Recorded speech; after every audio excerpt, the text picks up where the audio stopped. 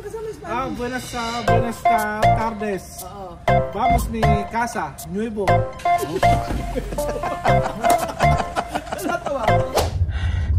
Good afternoon, Belgium. Good afternoon, mga friends. Amigos, mga friends. Friends lang. Mga friends, gano guys. Friends, pag marunong mag-vlog. Friends, friends. Hello friends, ganon. Hello friends, welcome to my vlog. Ngayong araw po ay i-explain mo ngayon ay nandito po tayo. Ngayong araw nandito po tayo sa Olivia Townhouse. Excited ka naman na ipakita ang dapat ipakita. Ipapakita kami sa inyong mga friends. Ano ba ipakikita mo? Abangan yun, friends. Abangan yun, friends. Ay, Benjo, bakit parang nasa mood ka ngayon mag-vlog? Anong reason ba't nasa mood ka mag-vlog ngayon? Hindi ka nakasimangot, hindi nakabusangot ang pagmumukha mo. Ay, tumitira si Marvin. Bunga nga. Hindi lang pasmado, bunga. Akala ko kampi ko. Kasi siya nga lang may pasalubong sa akin. Kasi pakilabas ang muriatic. May mumuriatic at tayong bunga nga. So, mumuriatic ka ng bunga nga. Nandito po tayo sa Olivia Home sa may Pampanga, Mexico, Pampanga. Dito nyo po mga amigo ang nandito po tayo. Meron pong tayong ipapakita dito at ito po ang pinagmamalaki ni Belgium na katas ng Africa. Katas ng Africa, yan. So katas ng Africa ipapakita. At plano na renovate. Ipapa-renovate ko 'yun. Papaayos natin. So papaayos natin 'yun para mas magandang tingnan at si Marvin ang mag-e-explain at explain natin kung paano gagawin. So handa ka ba na magbayad o baka naman uutangin mo lang yan kay Kuya Jose? Sino? Ikaw. Ano ka? Siyempre, ikaw muna tayo, pautang-utang muna tayo kasi wala pa tayong meron tayo ba? Kasa pa-maintaining balance na ba? Magka-close Magka-close yung account. na yung account. Kaya lagyan ng laman yun. So nandito tayo. Parang hindi maganda subdivision na Belgium na ito. Nagta-traffic. Doon nagkaroon lang kasi na ayan. Konting binigsaksakan. Ano na? Binigsaksakan na sa lotion dala. Medyo masaya sila dito. So nandito tayo sa parang camellia parang camellia po yung ano nila yung kanilang Olivia Townhomes. Siyempre Olivia Townhomes. Olivia Townhomes 1. Ibig sabihin may 2, 3, 4, 5 yan. Meron yan hanggang 8. Ay, apakasosyal ng na to. Merong Wow! Yan yung tubig ba yan? Oo. Tubig. Ano na? Hindi ka sigurado kung tubig. Alam mo naman gasolina. Yung istaka ng tubig. Dito yan. sa townhouse. Ikot muna tayo. Ako excited ako. Para pakita namin sa inyo yung yung kaubuan ng townhomes na to ni Madam Olivia. Madam Olivia. Siya po yung sino ba si Madam Olivia? At trivia, si Madam Olivia ay isa po siyang may-ari po nitong townhomes na to. Sa mga personally kilala mo siya? Hindi ko kilala. Kasi pag nagbili ka ng bahay ito, naman makita yung may-ari. Sabi lang sa'yo si Madam Olivia. Ano pala yung si Madam Olivia, ano na pala siya, no?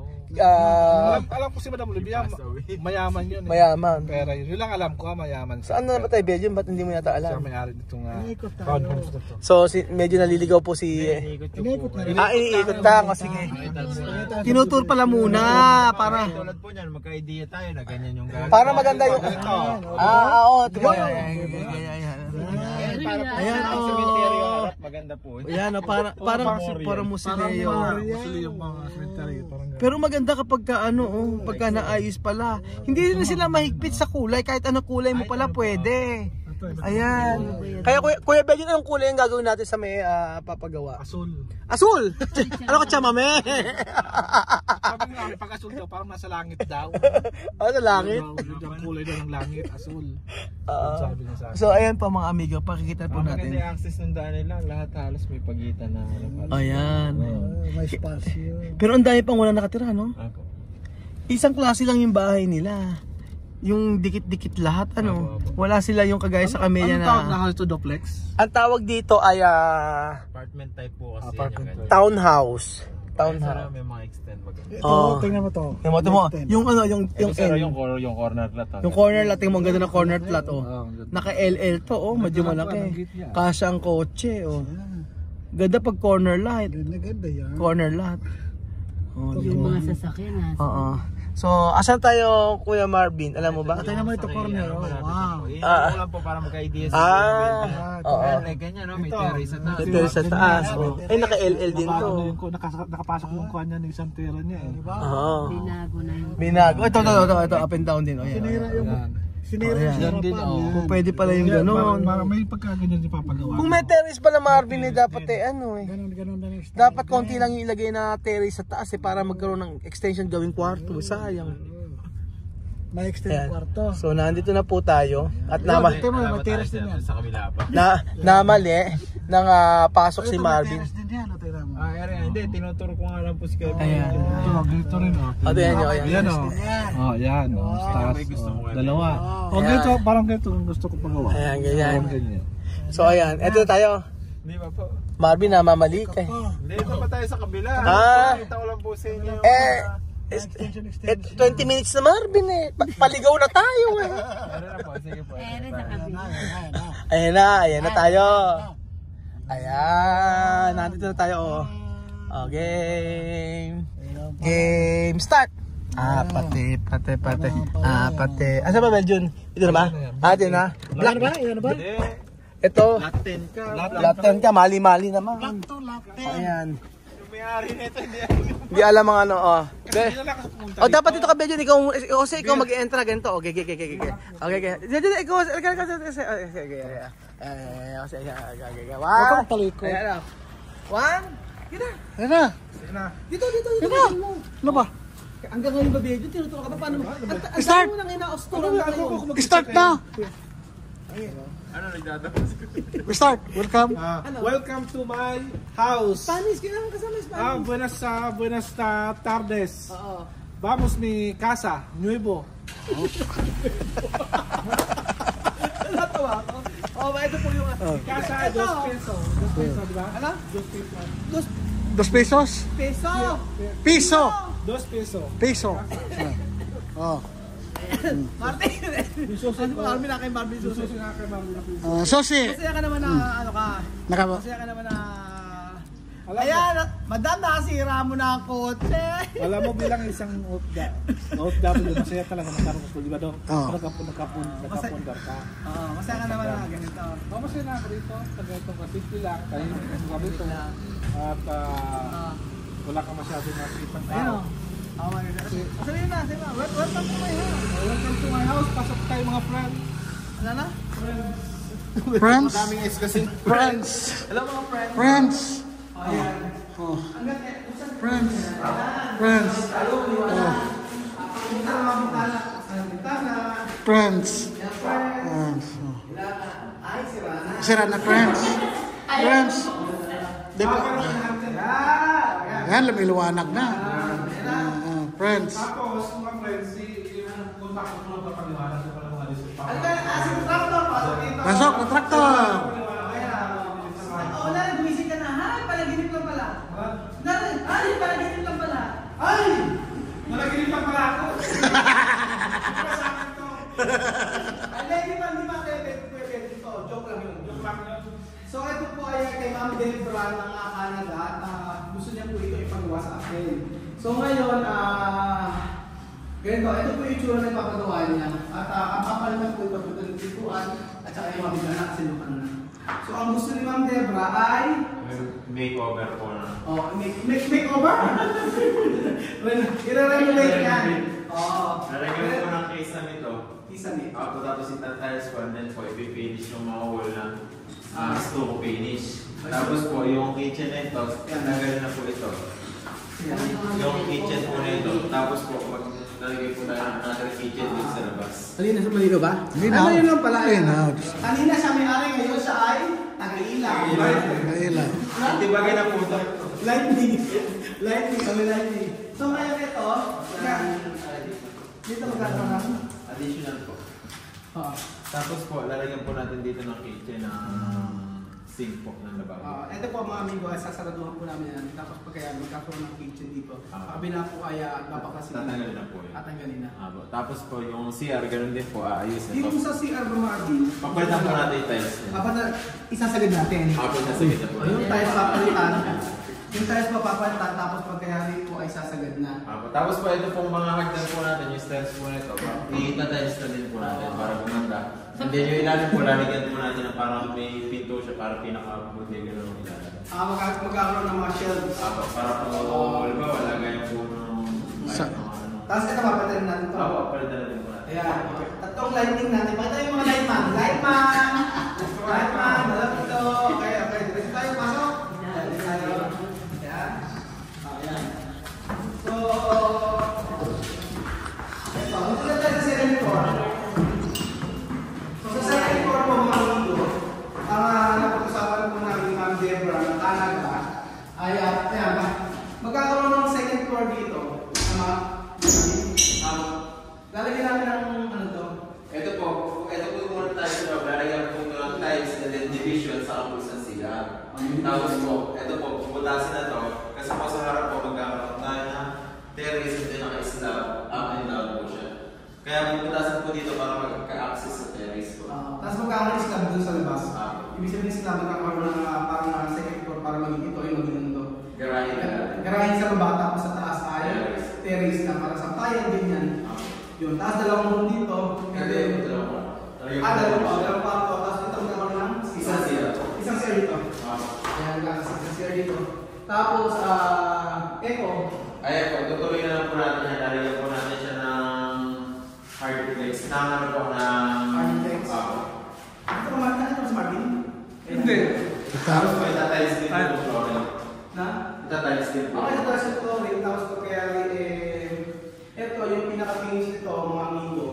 Ate Debra, stuko. Yung sinay niya po na gusto niya design. Yung stuko meaning yung design po siya, yung parang nakikita sa mga resto, yung hindi para siyang ay magaspang-gaspang na yung mga design. So ang gusto ni Ma'am Debra na kulay ay kulay. Parang light gray po yun. Light gray daw. At saka white, di ba? White po yung ceiling.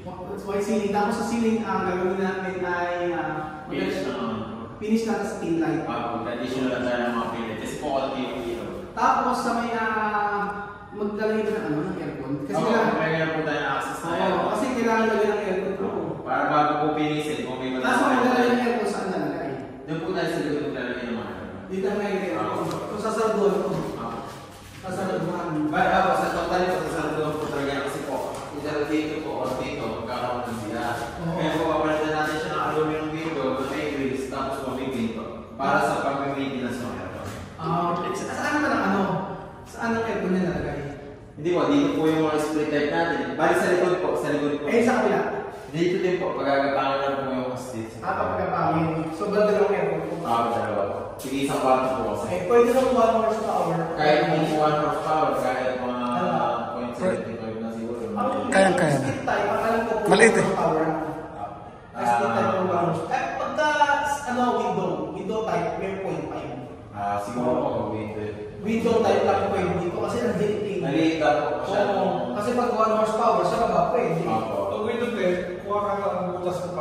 Butas ka lang. Mabutas kasi kung bedroom kapag 1 horsepower po, tapos pag kayari, na ganyang kalaki, sobrang lamig mo. Actually, yung 1 horsepower, Para nasa Canada naman siya. Para siya nasa Canada. Para inisip niya, ay, nag-is-no? Ako yung gusto ko palamig eh. Kaya pag natin, kasi sa 0.5, makasanakay, 1 horsepower! 1 horsepower. 1 horsepower. So, dito po, cancel na po yung project ko. Wala po kami tititayo. Pare-pare tayo. Shoulder niya yan. Joke. Shoulder na mamaya. Tatawa ko, sabi mo lang tuloy na. Pagka ang mga gusto nila ay Tapos mo. sabi nila lang pa rin na bakit tayo yung iba pagka gusto nila yung pare-pare ang lumbo. Power tower. Ayan lang. So ayan lang, Debra, napunta na po namin yung site at bukas bumili kami ng materials and then sa susunod na araw mag-start kami dito. Ang tao na lalagay namin dito ay 8. Tama ba? 8 tao, dito muna sila mag-i-stay at hindi sila uwihan kasi may malayo sa amin, Mexico. So, uwihan linggo. Weekly, once a week uwi sila. Pag Sabado ng hapon. Sabado ng hapon. And then after nun, ay abang din ng Monday. So, So, ayun. Ayan, ano ba mo tayo? Ito ba ako pwede po yung nakita natin yun.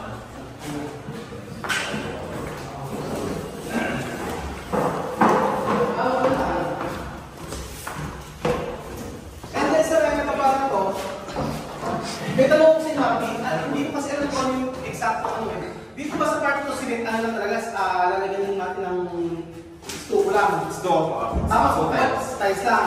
Alam na. Tapos po kayo sabi ko. Okay, sabi, wala lang PVC, wala lang ganun. O, kasi sinabi niya sa akin, lalagyan daw ng cove. Sabi niya, sabi ni Marvin, pag ilagyan ng cove, tuloy masyado. Bababa po, masyado. Mababa po kasi yung ceiling. Mababa sa inyo. O, bali, ang gagawin natin plain lang yan, taas, tapos pin light. Pinay. Ilang pin light?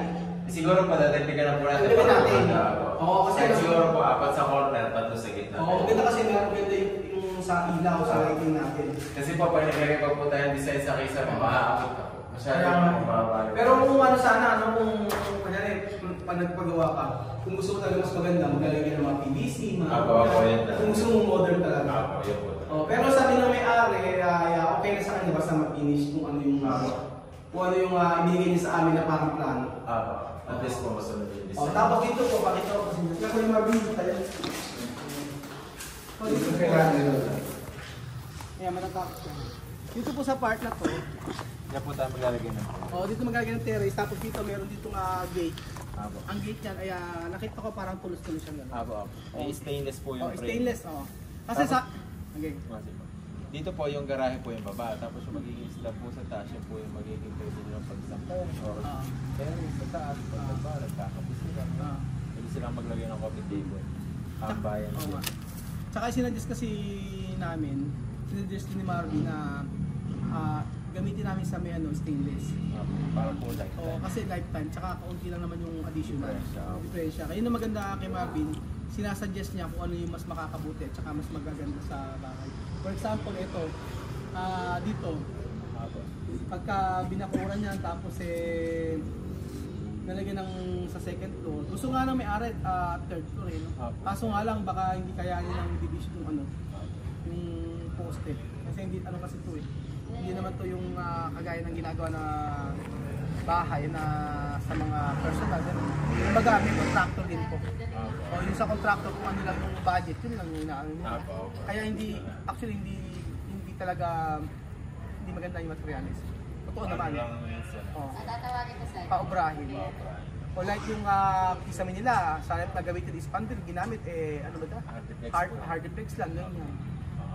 So ayun po mga amigo, maraming salamat Ate Debra ng Canada at thank you so much po dahil binikatiwala niyo po sa amin yung inyong bahay para po i-renovate namin. So don't you worry Ate Debra, ang gagawin po namin dito ay pagagandahin namin, ibablog namin at ipapakita sa inyo hanggang sa ito ay matapos. So ito yung project na sisimulan natin ngayong taon. So abang-abang po kayo mga amigo at sa mga gusto pong magpagawa, kontakin niyo lang po ako, Pinoy Equatorial Guinea. At gagawin po natin yung bahay nyo, kung ano gusto niyo pagawa. Kahit nga po puntod, pwede, di ba puntod? Ako, wala po tayong tinatanggihan. Tinatanggihan. Ikaw, di ba kumuha ka na ng puntod? Kumuha na ng puntod. Kaya sabi na, kumuha ng puntod, ano nangyari? Kumuha ng puntod si Marvin, sabi nagkasabay-sabay daw. Ay, ewan ko. So ayun pa mga amigo, maraming salamat po at thank you Ate Debra. At ito po yung project na ito ay talagang paghihirapan namin na matapos. At pagbubutihan namin. Huwag kayong mag-worry kasi ito yung pera na isinen nyo sa amin, by progress tayo. So hingi lang kami ng pera kung ano yung nakikita nyo sa video. Kung ano yung mga gagawin pa namin. So hindi ka mai-scam na kagaya ng nagawa sa akin na scam. Di ba kamubon? Salamat po mga amigo at God bless. Bye! Asan si Bea June?